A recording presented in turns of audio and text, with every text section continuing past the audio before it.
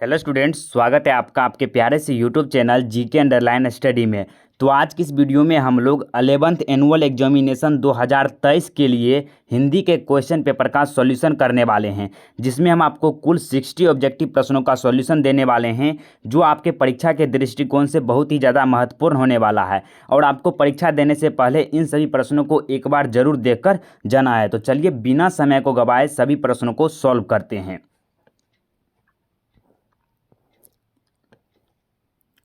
तो इसमें आपका पहला प्रश्न है कि विद्यापति कैसे कवि हैं या किस प्रकार के कवि हैं। तो यह आपके 11th हिंदी द्विगंत भाग 1 है और 12th में द्विगंत भाग 2 पढ़ना होता है। तो आपके काव्यखंड का पहला चैप्टर है विद्यापति के पद।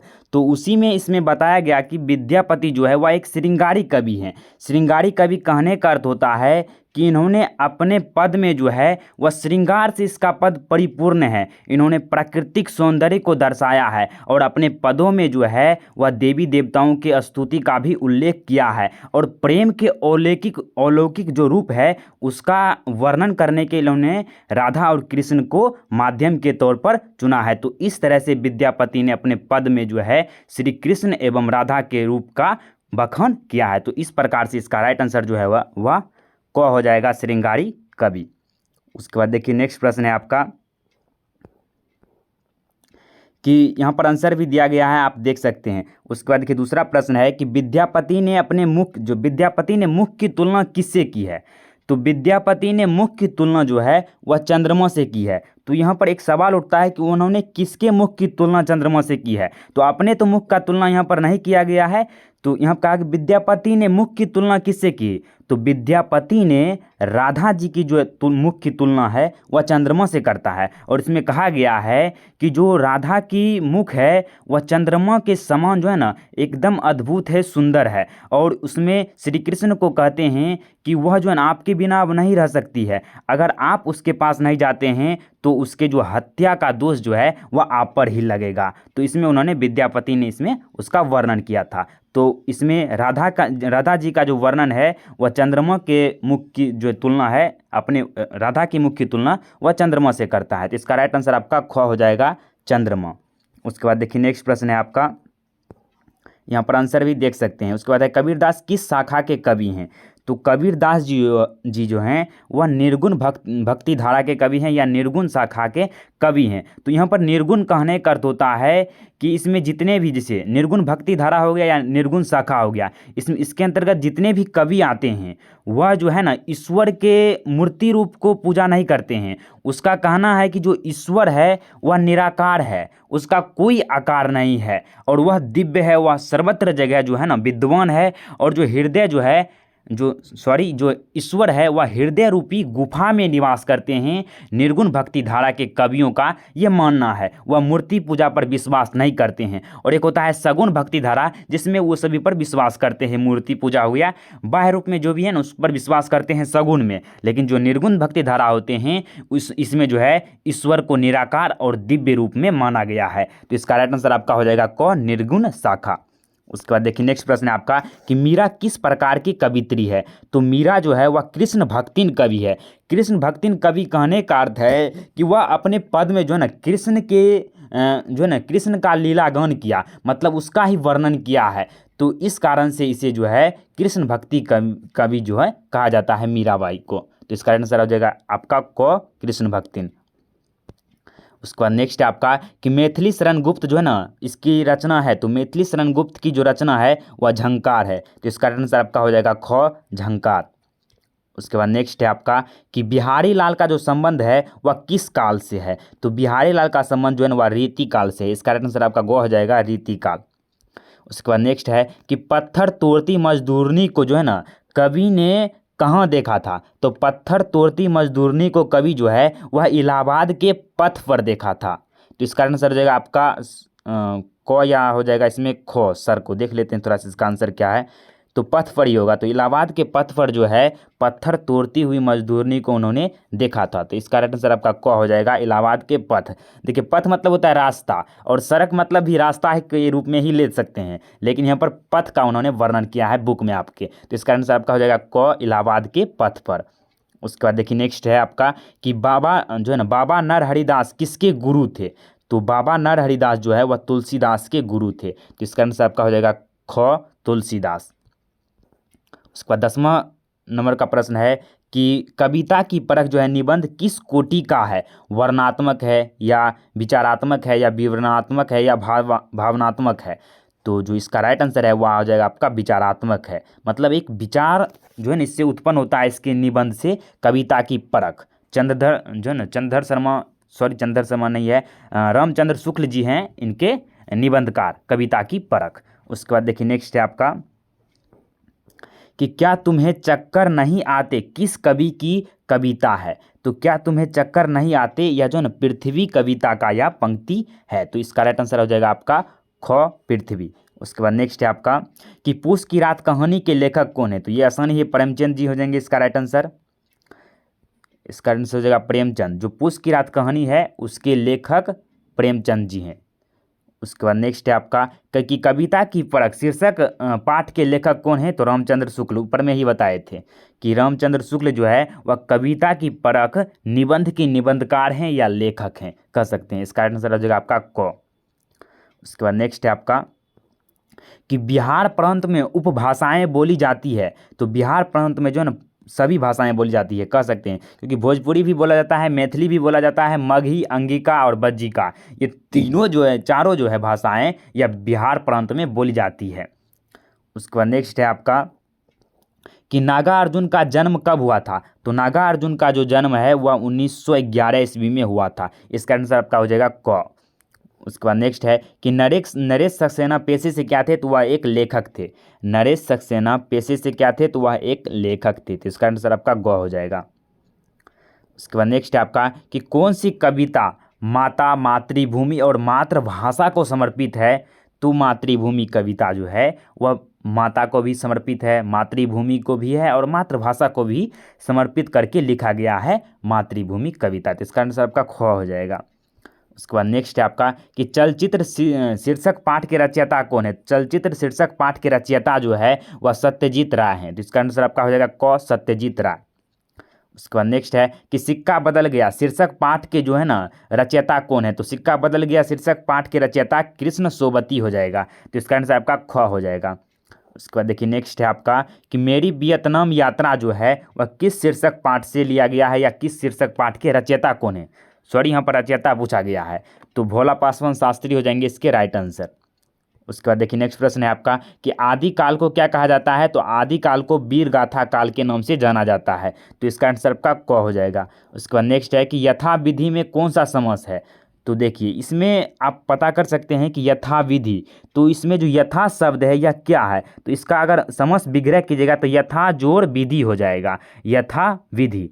तो यहाँ पर यथा जो शब्द है यह एक अव्यय है और आपको पता है कि वैसा समास होना चाहिए जिसका अगर पहला पद अव्यय होता है तो वह अव्ययी भाव समास होता है। तो इसका आंसर आपका क्या हो जाएगा, अव्ययी भाव समास। जैसे हो गया यथा विधि, यथा शीघ्र, ये सभी हो गए आपका अव्ययी भाव समास का उदाहरण। जिसमें भी यथा लगा हुआ रहेगा, अव्यय लगा रहेगा, वह अव्ययी भाव समास के अंतर्गत आएंगे।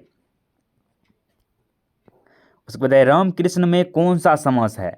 तो रामकृष्ण, देखिए इसमें रामकृष्ण के बीच योजक चिन्ह भी लगा रहेगा या नहीं भी लगा रहेगा। तो इसमें एक दूसरे के योजक के रूप में दिखाया गया है और जिसमें दोनों पद प्रधान होता है वह आपका कौन सा समास होता है। तो द्वंद्व समास होता है। तो इसका आंसर आपका हो जाएगा क द्वंद्व समास, क्योंकि द्वंद्व समास हम उस समास को कहते हैं जिसका दोनों पद पहला नंबर तो प्रधान होगा, उसके बाद एक दूसरे के योजक होगा। जैसे हो गया रामकृष्ण, भात रोटी, जैसे दाल रोटी हो गया, ये हो गया साग पात हो गया, लोटा डोरी हो गया, भाई बहन हो गया, माता पिता हो गया। इसमें एक दूसरे के योजक हैं और विपरीत भी होगा तब भी द्वंद्व समास ही होता है। तो इतना आपको याद रखना है कि द्वंद्व समास में इन सभी पॉइंट को देखा जाता है। तो इसका आंसर आपका हो जाएगा क द्वंद्व समास।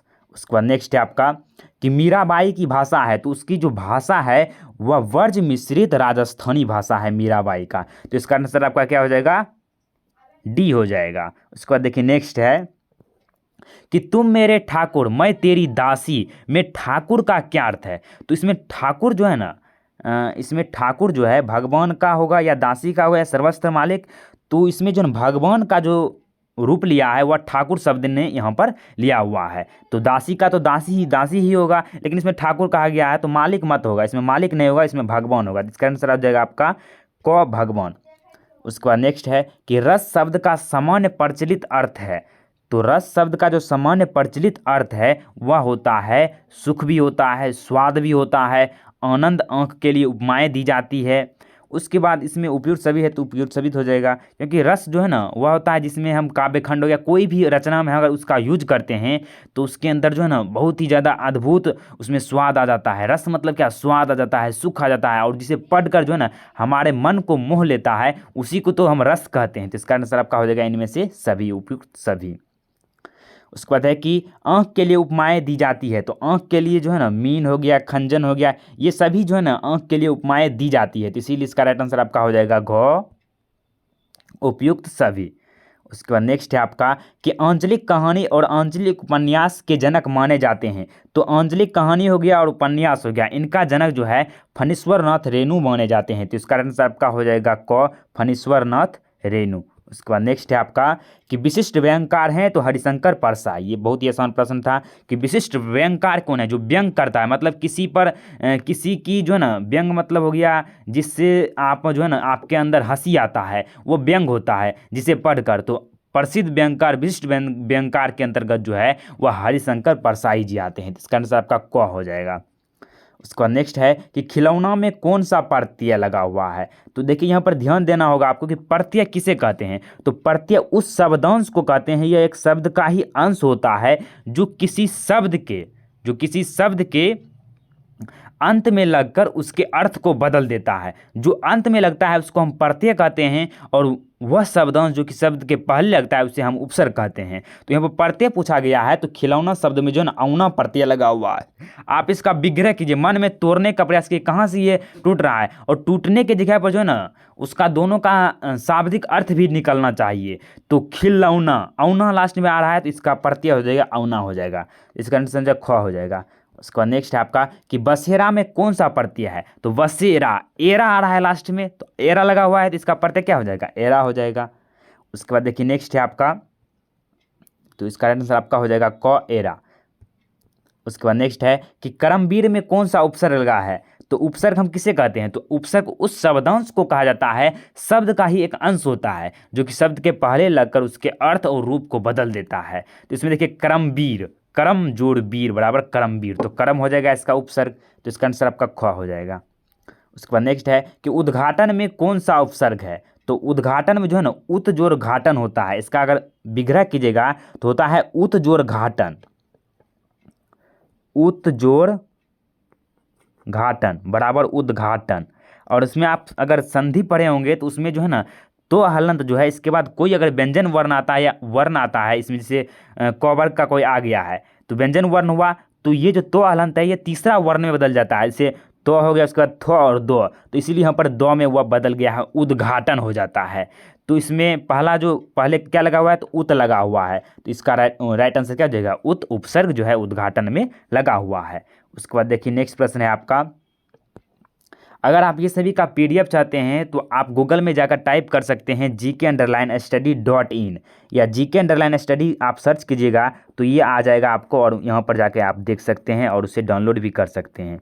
gk_study आपको सटा कर लिखना है, तो टाइप करके आप देख सकते हैं। उसके बाद देखिए नेक्स्ट प्रश्न है आपका कि विद्यापति किस काल के कवि हैं। तो विद्यापति आदि काल के कवि हैं।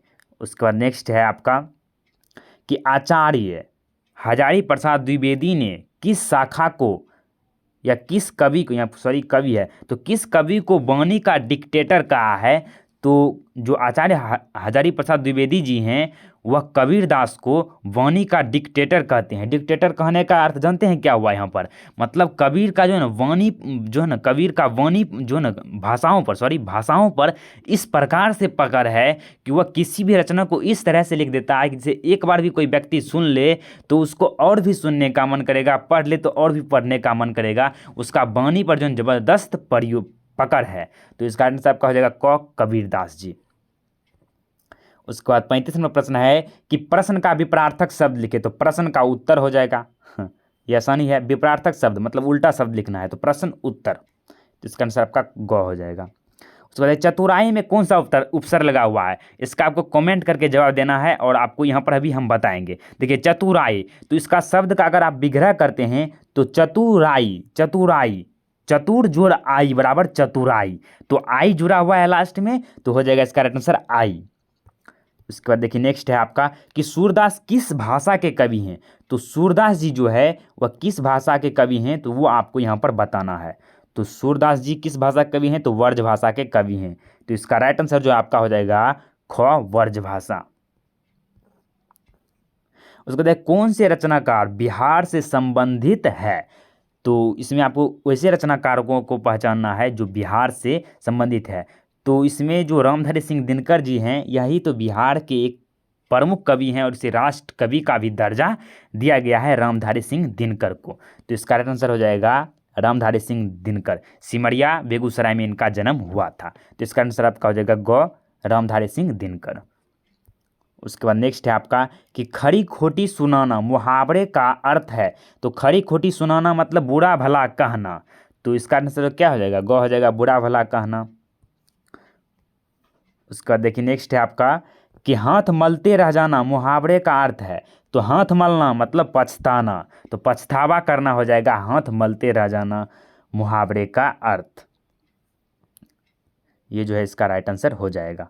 उसके बाद नेक्स्ट है आपका कि माधुर्य जो ना शब्द में विशेषण है, तो विशेषण जो है इसका हो जाएगा मधुरता। अब देखिए विशेषण तो आप पढ़े ही होंगे परिभाषा कि जो संज्ञा या सर्वनाम की विशेषता बतलाता है उसी को हम विशेषण कहते हैं, लेकिन बनाएंगे कैसे, कोई शब्द दे दिया रहेगा, तो जैसे देखिए इसमें बताते हैं आपको कि जब भी आपको कोई शब्द दे दिया रहेगा उसका विशेषण बनाने को कहा जाएगा, तो आपको उसके शब्द में देखिएगा कि ता लगा हुआ रहेगा, ता लगा रहेगा, उसके बाद रूपी शब्द लगा हुआ रहेगा, जैसे हो गया, जैसे ताम एक और उदाहरण देते हैं, जैसे नागरिक का आपको विशेषण बनाना है, तो नागरिक का विशेषण होता है नागरिकता, तो उसमें ता लगा हुआ है, ता लगा के जो है ना हम लोग विशेषण बना देते हैं। किसमें अति आवश्यक, अति भी जोड़ कर बना देते हैं। उसके बाद हो गया अति, तो सॉरी वो तो अलग हो जाता है, जैसे हो गया बोले रूपी शब्द लगाकर भी बना देते हैं। इस तरह से जो है ना अक शब्द भी लगाकर बनाते हैं, तो इस तरह से बहुत होते हैं जिसके अंत में आपको कुछ लगा हुआ रहेगा प्रत्यय टाइप का ही, तो वह जो ना आपको उस तरह से विशेषण आपको बना लेना है। जैसे माधुर का हो गया मधुरता, नागरिक रहेगा तो नागरिकता हो जाएगा, इस तरह से हो जाएगा, लौकिक रहेगा तो लौकिकता, इस तरह से बना सकते हैं आप। उसके बाद नेक्स्ट है आपका कि जो है ना जूही की कली शीर्षक कविता के लेखक कौन है, तो जूही की कली शीर्षक कविता के लेखक सूर्यकांत त्रिपाठी निराला जी हैं, तो इसका आंसर आपका हो जाएगा सूर्यकांत त्रिपाठी निराला। उसके बाद नेक्स्ट है आपका कि राजमहल में कौन सा समास है, तो राजमहल में राजा का महल इक्वल टू राजमहल, तो राजा का महल, तो राजा का महल, तो का क्या है, तो कारक पढ़े होंगे, तो कर्ता ने कर्म को करण से संप्रदान के संबंध का के में आ जाता है, तो इसमें जो है ना तत्पुरुष समास हो जाएगा आपका राइट आंसर। अब कैसे तत्पुरुष समास होगा, तो राजा का महल, तो वैसा समास होना चाहिए जिसका दूसरा पद जो है वह प्रधान होता है, वह आपका तत्पुरुष समास होता है, जिसमें इस तरह इसमें जो है ना राजा का महल, इसमें दूसरा पद प्रधान है, और जिसमें भी आपको कारक का, कर्ता को छोड़कर अन्य सभी कारक का जो विभक्ति चिन्ह होता है, अगर उसका विग्रह करने पर उसमें आपको पता चल गया कि इसमें से का लगा हुआ है, राजा का महल, ये आ जाता है, तो वह आपको आंख मूंद कर जो है ना लगा देना है तत्पुरुष समास। जैसे इसमें संबंध तत्पुरुष होगा, लेकिन संबंध तत्पुरुष नहीं दिया गया है, तो आपको सिर्फ तत्पुरुष ही लगाना है, तो इसका आंसर आपका हो जाएगा ख, तत्पुरुष समास। उसके बाद नेक्स्ट है कि विद्यार्थी का संधि विच्छेद क्या होगा, तो विद्यार्थी का संधि विच्छेद क्या होगा बताइए आप लोग, तो विद्या जोड़ अर्थी बराबर विद्यार्थी, तो इसका आंसर आपका ग हो जाएगा, विद्या जोड़ अर्थी बराबर विद्यार्थी, तो ये आसान ही था, ये स्वर संधि का ही उदाहरण होगा।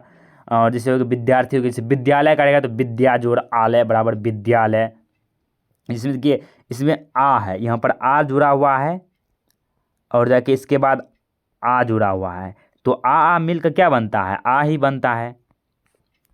मात्रक में से अगर आप लिखिएगा तो इस तरह से जो है ना आ जाएगा किसी अक्षर के बाद, तो ये जो है ना संधि का हुआ फॉर्मेट। उसके बाद देखिए नेक्स्ट है आपका कि जगदीश का संधि विच्छेद क्या होगा, तो ये भी आसानी है, जगत जोड़ इस बराबर जगदीश, संधि विच्छेद क्या हो जाएगा, जगदीश का संधि विच्छेद बताएं, तो जगत जोड़ इस बराबर जगदीश। कैसे, देखिए जगत में तो हलंत जुड़ा हुआ है, उसके बाद कोई स्वर आया है, तो अगर तो हलंत के बाद कोई स्वर आता है तो वह ऊपर ही बताए थे कि वह द में बदल जाता है, जैसे तो, थो और दो। तो तीसरा वर्ण जो है ना यहाँ पर प्रकट हो जाता है। तो जगत जोड़ इस बराबर जगदीश। कहिएगा कि तो दो में कैसे बदल गया, तो ये नियम है, ये नियम के अकॉर्डिंग जो है वह बन जाता है। ये व्यंजन संधि का एक उदाहरण है। उसके बाद देखिए नेक्स्ट है आपका कि अमृत का पर्यायवाची शब्द क्या है। तो अमृत मतलब सुधा, ये तो आसानी है, सौदा हो जाएगा अमृत शब्द का पर्यायवाची।